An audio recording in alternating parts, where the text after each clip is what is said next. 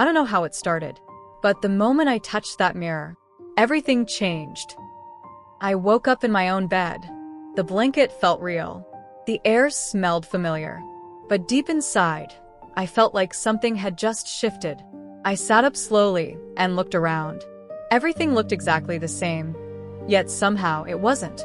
I went up to the mirror, I touched it, and then this. I wasn't in my room anymore. I was lying on a dusty wooden floor in some old Western house. My clothes had changed. My hands were covered in dirt.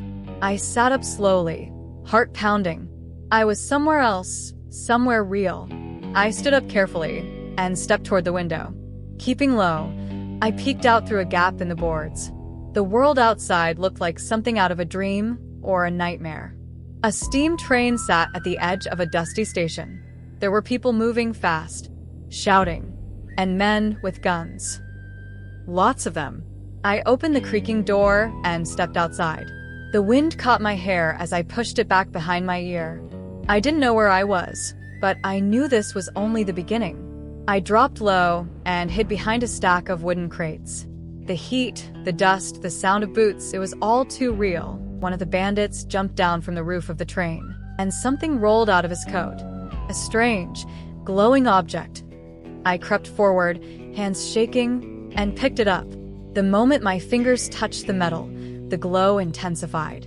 My eyes filled with light, and I saw things I wasn't supposed to see. Flashes of fire, screams, faces I didn't recognize, and yet they felt familiar.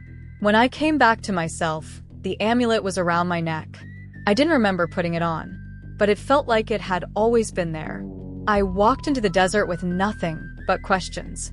Why me? Where was I going? The wind whispered things I didn't understand, but I kept walking. I crouched behind a large rock. In the distance, shadows flickered around a campfire. I could hear men laughing, guns clinking. There was a bandit camp not far ahead. Dozens of them, armed and careless. And something or someone tied to a post. She was young, my age, maybe. Her wrists were bound. Her head hung low. But even from here, I could see her fire-red hair. I looked down. The amulet in my hands had begun to glow again. Soft, steady. It was guiding me. As the sun began to set, I moved closer to the camp. Each step felt heavier, like the future was waiting just ahead, and I was walking straight into it. I cut her free. Her arms were scraped. Her body trembled. But when she looked at me, her eyes were steady. She reached for the amulet. The moment her fingers touched it, the light exploded. And I saw it, her burning, screaming. A death that almost was, and never would be. I stood frozen. She rose slowly from the ground. No words, just breath. We both knew everything had changed. We ran, through wind, dust, and the dying light. No one chased us, but fear did. In the distance, a black shape stood against the horizon. A shaft. Old. Abandoned. And calling us in. We stepped inside. The air was cold.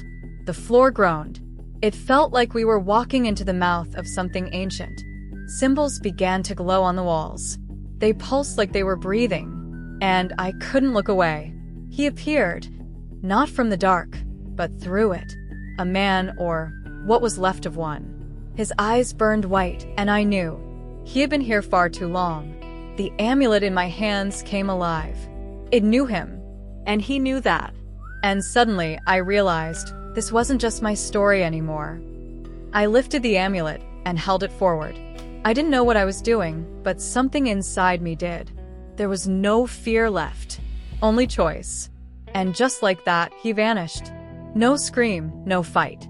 Only silence and a single book lying where he stood. She walked out of the mine alone, not broken, not afraid, like someone who had finally been set free. She stood under the desert sky, glowing faintly. Her eyes closed, and when the light took her, it was soft. I stepped out into the open air. The mine behind me, her gone. The dust swirling quietly around my boots. I held the amulet in both hands. It pulsed once more, and then a flash. Bright enough to erase everything. And just like that, I was back. Same room, same walls, same light, but nothing would ever feel the same again. I walked toward the mirror, the same one, but now it was whole. No crack, no glow, just reflection. And in that reflection, I saw her. Faint, almost like smoke. But it was her, still watching. Later, I lay in bed, wrapped in silence, eyes wide open, breath shallow, trying to convince myself that I had simply imagined it all.